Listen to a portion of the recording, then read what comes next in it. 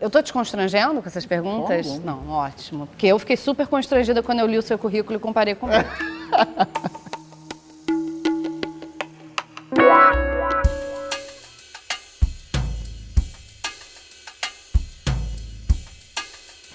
Gente, que horas são? Já tá na hora? A gente já tá na fábrica de startups? Oi, gente, eu sou a Júlia e lá vamos nós para mais um Fora de Sala. Hoje a gente vai ter muito conteúdo sobre uma coisa que é tão revolucionária que eu confesso que eu demorei um tempinho para entender de fato o que era. Então, assim, se você, é que nem eu, que sempre achou que a Aceleradora era um filme da Sessão da Tarde com a Sandra Bullock, desgovernada ao volante, e que o unicórnio era um cavalinho chifrudo que tá na moda, vem comigo, porque eu não sou obrigada a me sentir ignorante sozinha e porque a gente vai ver juntos um novo mundo se abrir com a fábrica de startups.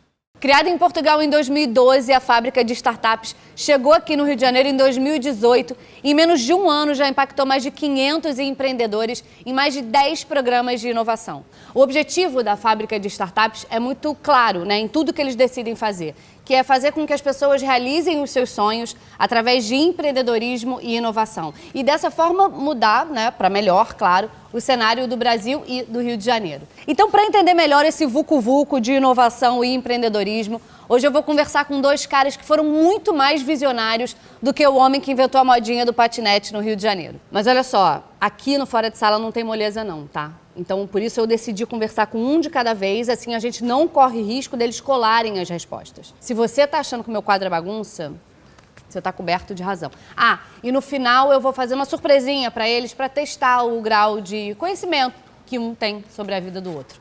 Vamos lá?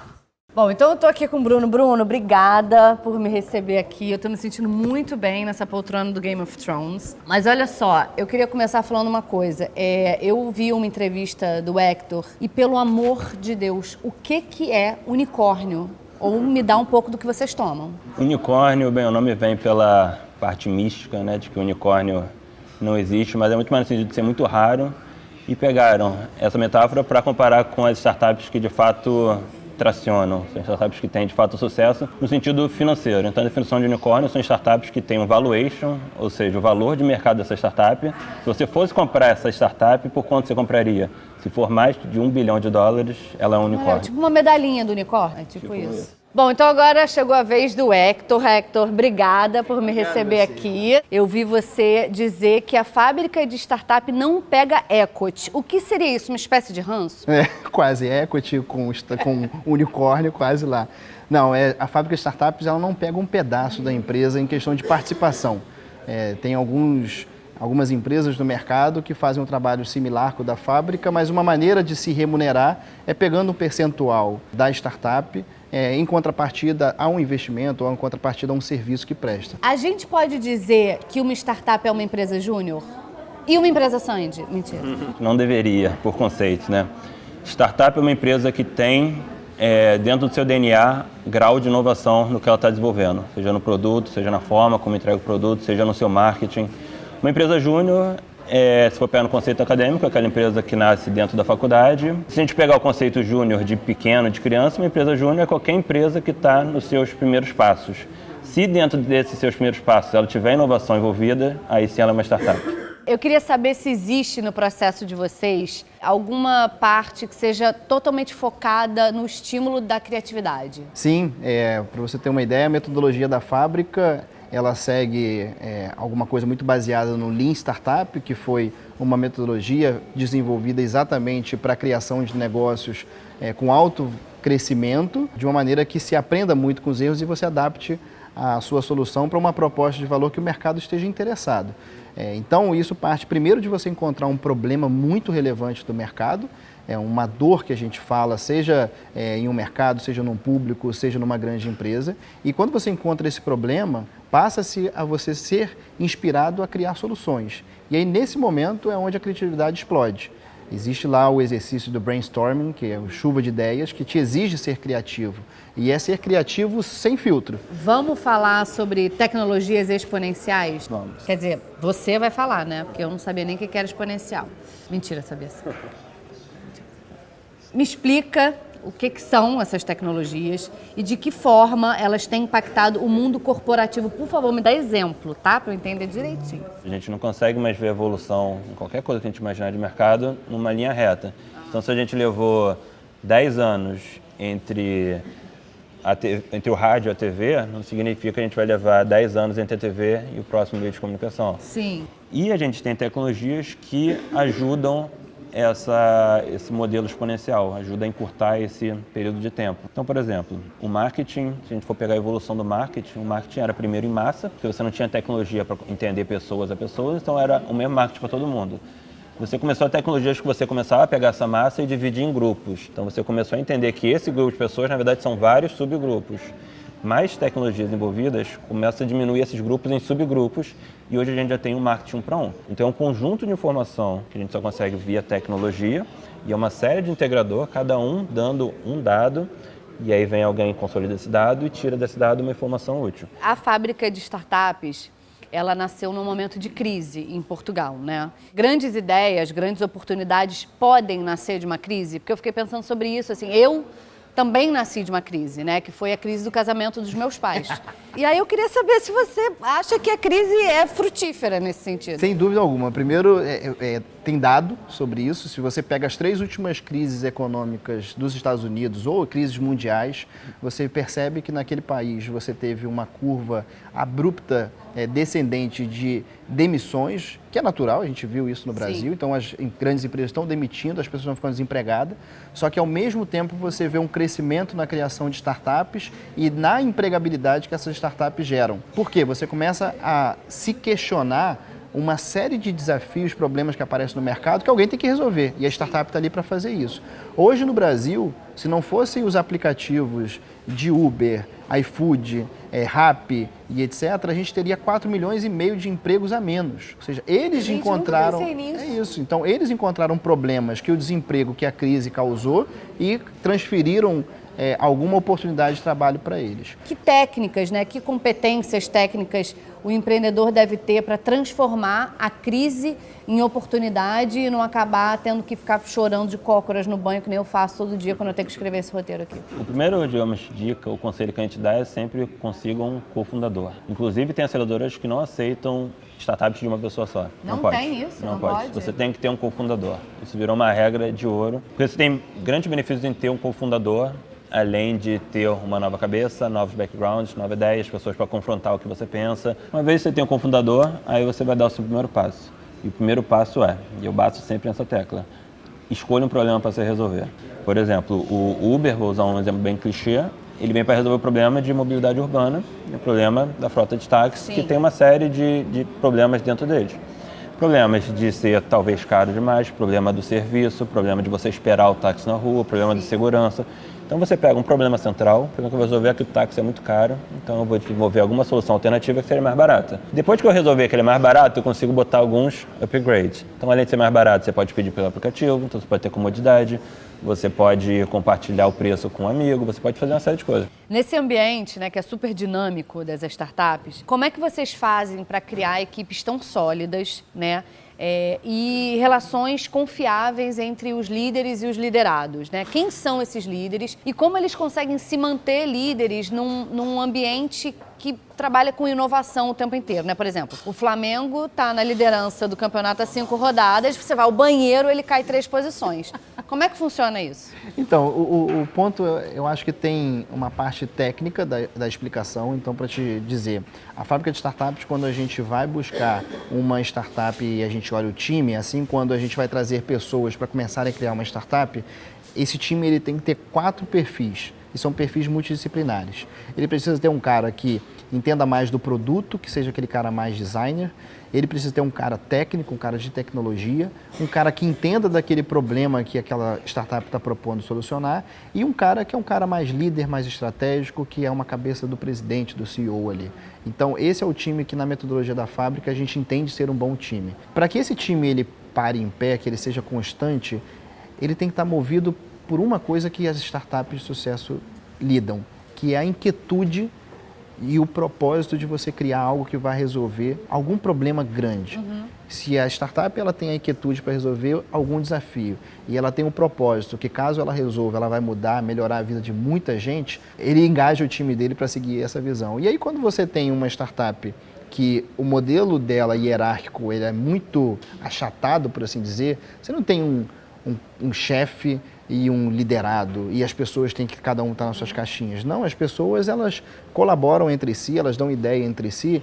E esse é o legal de pessoas que estão juntos, olhando para o mesmo lugar e crescendo, trabalhando para que a gente chegue até lá. No final, todo mundo é líder e todo mundo Todo é mundo liderado. é líder e todo mundo é liderado. Eu li também que dos maiores desafios que vocês tinham era lidar com a ansiedade dos empreendedores, né? Aí, nesse caso, o que vocês recomendam, né, além de terapia e maracujina? Esse é um bom ponto, empreendedor. Até pelo mito que a gente ouve, né? Antes da gente de fato começar a empreender, a gente acha que as coisas acontecem assim, né? Você vê o filme lá do Mark Zuckerberg, você acha que é do dia pra noite, programou o Facebook e no dia seguinte está milionário. E obviamente isso não é assim, inclusive não foi assim com ele. Inclusive o Uber demorou 5 anos até começar a tracionar, então são 5 anos basicamente programando, testando o mercado, quebrando muita coisa. E a gente está pegando exemplos de sucesso, imagina os da vida real, então demora muito mais. Eu não estou falando que você vai levar 10 anos para começar a ganhar dinheiro, mas se o seu objetivo é ficar milionário, é por aí. Pensa em 10 anos para frente. E aí a ansiedade é um dos fatores que a gente tenta controlar, mostrando a realidade, então ela adapta a expectativa dela e aí tudo começa a funcionar. Com o boom das startups, né, e de pequenos empreendedores, muitas vezes áreas, e aí eu fiquei pensando como, por exemplo, o direito, né, não consegue acompanhar essas necessidades que são inovadas e inovadoras, né? É difícil achar operadores de direito com know-how de startup? Ainda existe muita burocracia? É daí que eu ganho dinheiro. A fábrica de startups, quando ela trabalha com as grandes corporações, um dos pilares que a gente desenvolve muito forte é a parte de cultura de inovação. É como que eu pego empresas que são gigantes, que estão muito focadas na sua operação e que, por serem muito grandes, elas são muito lentas para acompanhar essa nova economia, para acompanhar startups que estão mudando mercados, e passam a ser empresas mais ágeis, com um mindset mais voltado para o que as startups são.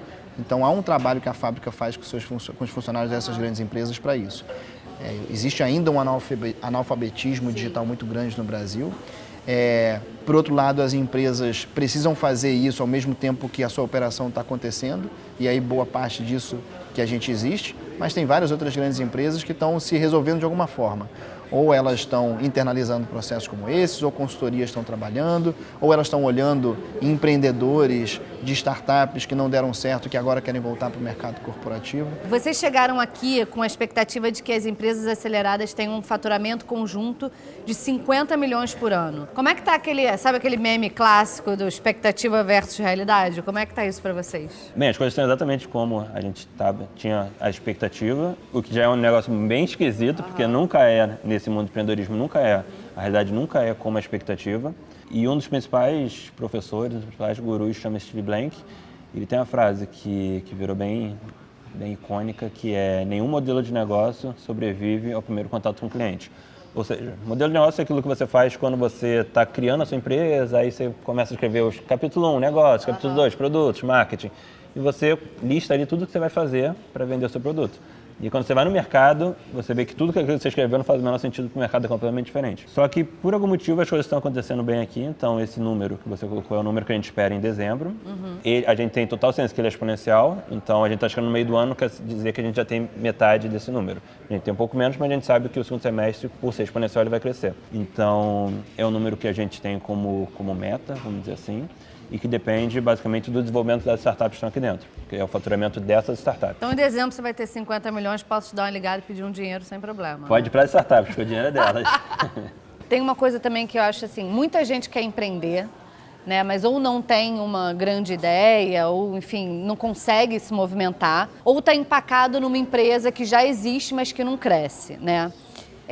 Qual exatamente que você acha que é a importância das aceleradoras, né, como a fábrica de startups, para esses perfis diferentes dentro desse cenário? Existe uma pesquisa nos Estados Unidos que mostra que mais de 60% dos unicórnios, de novo, passaram por alguma aceleradora. A aceleradora, o papel dela é fazer com que esse empreendedor ele entre numa estrada de menos chance de fracasso e maior chance de sucesso, para exatamente ele falhar menos. E se ele falhar, ele corrigir rápido.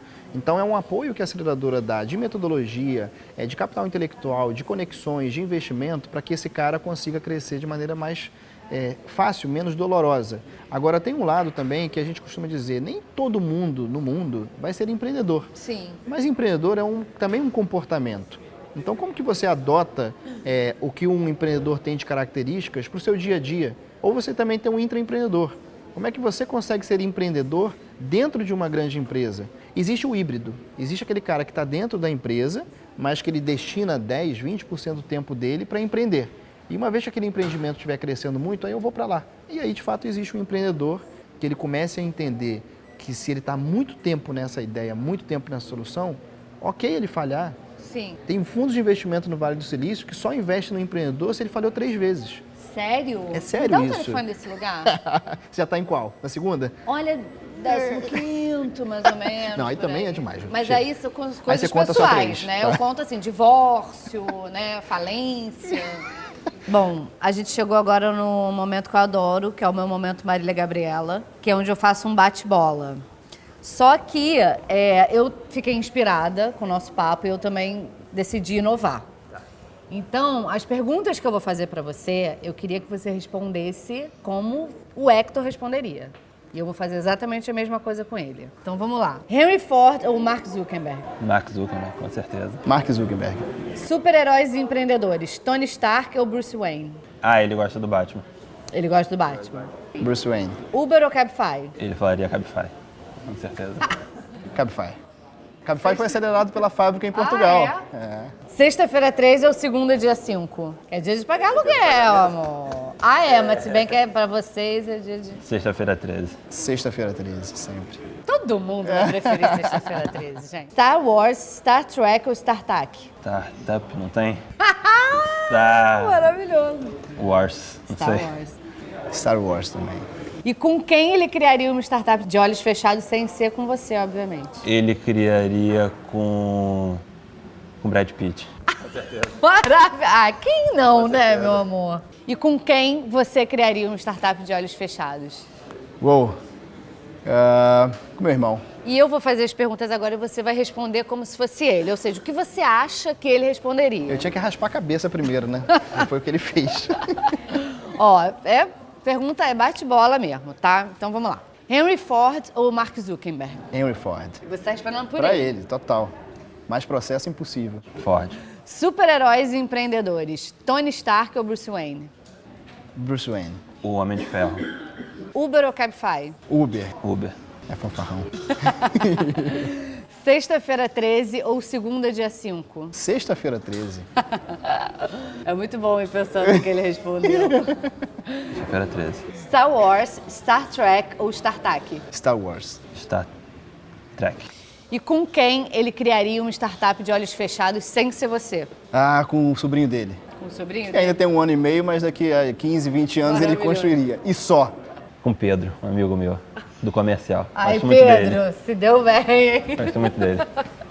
Gente, o Fora de Sala está chegando ao fim, né? No episódio de hoje, a gente aprendeu que sem inovação não se faz revolução. Gostou dessa frase? Gostei. Sabe de quem é? A Minha. Júlia. A gente começa a empreender Gente, depois daqui. Pelo né? amor de Deus, né? Bom, então, agora a gente realmente chegou ao fim, como diria o grande filósofo Pernalonga. Por hoje é só, pessoal. Tchau e até a próxima.